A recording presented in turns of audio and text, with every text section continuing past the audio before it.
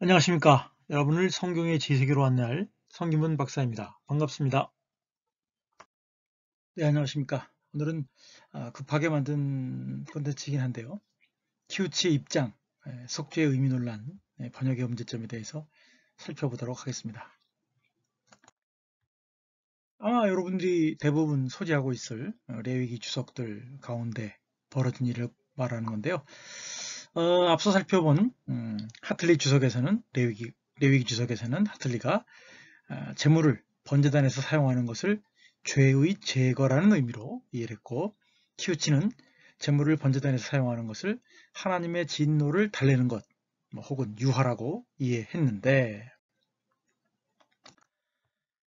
네, 이게 지금 앞서 얘기한 오른쪽에 있는 게 이제 그 존 이 하틀리의 레위기 주석이고요. 왼쪽에 있는 게 이제 노부요시 키우치의 레위기 주석입니다. 자, 구매가 후원입니다. 많은 구매를 부탁드립니다. 하나는 피와 고기의 신학이고요. 플랜터스에서 나왔고, 하나는 기독교 역사 속 술 개정판입니다. 그 다음에 사무엘서 열왕기 내러티브 읽기도 있습니다. 많은 구매 부탁드립니다. 네, 여러분들의 정기적인 강의 후원에 손길을 찾습니다. 콘텐츠 제작에 재정적인 후원이 많이 필요합니다. 여러분들이 마음이 생기시면 후원하실 한 달 일구자는 5만원이고 매달 20명의 강의 후원자를 찾습니다. 감사합니다. 계좌는 성김은 국민은행 218 21 0840 964입니다. 감사합니다. 네, 최근 제가 다른 거를 검색을 하다가 모 출판사 게시판에 올라온 글을 발견을 했어요. 제가 길긴 하지만 좀 읽어드릴게요. 서문의 7.5에 하나님의 진노 부분에서 키페르의 의미로 저자는 to sacrifice oneself for propitiation 또는 to make propitiation이라는 것을 제안하고 있습니다. 이 제안은 이 책 전체 문맥을 이해하는 데 가장 핵심이 되는 중요한 내용입니다. 역자들께서는 전자에 대해서는 속죄를 위해 자신을 희생하다, 후자에 대해서는 속죄를 이루다라고 번역하시어 속죄라는 단어를 사용하고 있습니다. 7.5의 내용이 하나님의 진노를 문맥으로 하고 있으며 그에 따라 저자는 진노를 풀게 하고 진노를 없앤다 라는 의미로 프로피테이션이라는 단어를 선택하여 설명하고 있습니다. 영어사전이 신학적 의미로 아주 단순하게 속죄라는 뜻도 제시하고 있기는 하지만 7.5의 본문에서 저자는 오히려 속죄라는 번역이 적합하지 않기 때문에 동사로는 propitiate, 즉 달래다라고 하는 의미를 가진 propitiation이라는 단어를 채용하고 있습니다. 속죄는 내가 속하여진다는, 내 죄가 속하여진다는 의미로서 나 혹은 내 죄가 그 대상이 되지만 진노를 풀어 없앤다는 의미의 propitiation의 대상은 하나님이며 하나님의 진노입니다. 우리말로 진노를 속죄하다라고 하는 말이 어색하고 틀린 문장이듯이 7.5의 문맥에서의 속죄라는 번역이 그러합니다. 여하튼 저자는 이 주석서 전체에 있어서 중요하고 핵심이 되는 내용을 여기 서문 7.5에서 다루고 있습니다. 서문 이후의 내용에서도 읽어보시고 확인하시면 아시겠지만 이것은 반복적으로 계속해서 사용되고 있는 중요한 개념의 설명입니다. 대안이 되는 번역 용어를 찾으시기 어려우시겠지만 독자들의 정확한 이해를 위해서 이 치명적인 오류를 꼭 바로잡아 주셨으면 합니다. 또 번거로우시겠지만 뒷부분에서 계속 되풀이되고 있는 이 오류들을 모두 고쳐주셨으면 합니다. 부탁드립니다. 네, 이렇게 되어 있습니다. 네. 그 부분을 이제 영어로 보면 뭐 필요한 부분은 영어로 된 거 여기 보면 되겠죠. 네.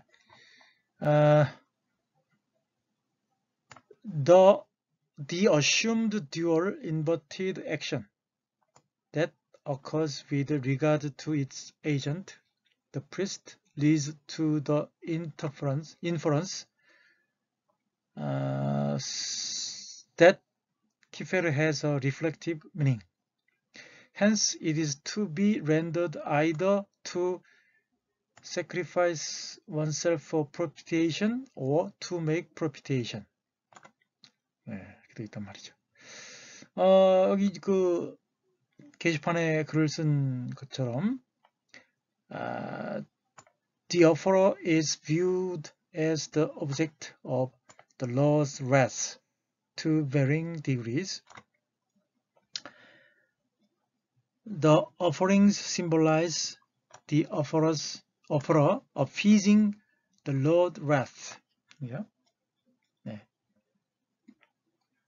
그러니까 그 propitiation에 대해서는 제가 설명을 아래서 좀 드릴게요. 번역. 위에서는 물론 그 게시판에 글 쓰신 분이 왜 어톤먼트가 아니라 propitiation이라고 번역해야 되는가를 그 문맥 자체가 이제 여호와의 진노, 이 마지막에 써 있잖아요. offering, 제물은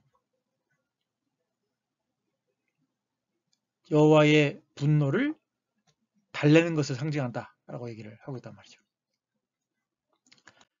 근데 이제 우리말 성경에는 뭐라고 돼 있어요?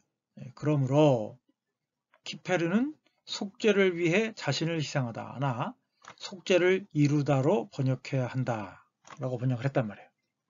그리고 뭐라고 돼 있어요? 제물은 여호와의 진노를 달래는 헌제자를 상징한다 라고 하는 거죠. 네.